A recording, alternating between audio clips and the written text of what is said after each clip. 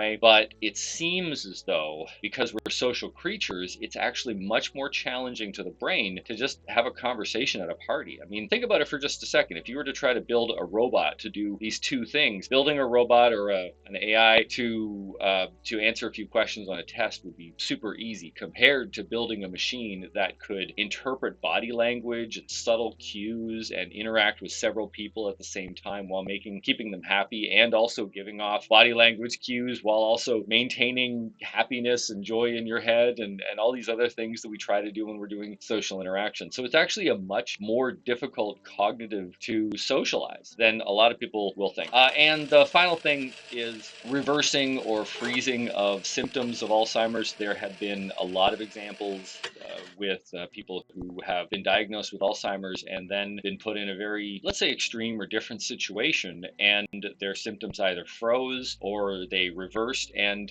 probably most famous one is the nuns study. This was a number of years ago, but it made the cover of Time magazine. Basically, a whole convent of nuns basically gave themselves over to science, which was really surprising considering the battle at the time between religion and science, so-called battle. But these nuns really wanted to do some good in the world. They thought they could do some great success. So they had noticed over the years that women had joined the nunnery with a lot of symptoms that you would consider as Alzheimer's, forgetfulness and things like that. And then they noticed that after they took part in their regimen, which includes a lot of prayer, a lot of outdoor activities like gardening, and a lot of low stress activities as well, low stress in the body and healthy food, that these women stopped being forgetful. They stopped having these symptoms, right? So the neuroscientists started to study it and studied it over the course of over a decade.